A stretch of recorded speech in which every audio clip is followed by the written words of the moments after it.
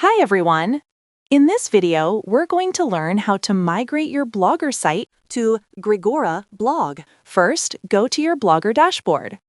In the left panel, click on Settings. Navigate to the Manage Blog section. Once there, click on the Backup Content button.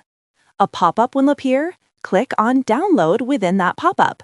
You will be redirected to Google Takeout. In Google Takeout, under Create a New Export, select Blogger and click on Next Step. Then click on Create Export. You will receive an email once your export is complete. When you receive the email, open it and click on Manage Google Takeout Request. This will redirect you to another page where you can click on Download. Now, go to your Grigora site dashboard. In your site dashboard, click on Settings. Click on Migration. Select Blogger as the migration source. Here, paste your Blogger site URL.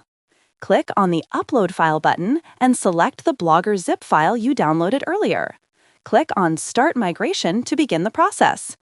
The migration will import all your Blogger posts, pages, and images into Grigora.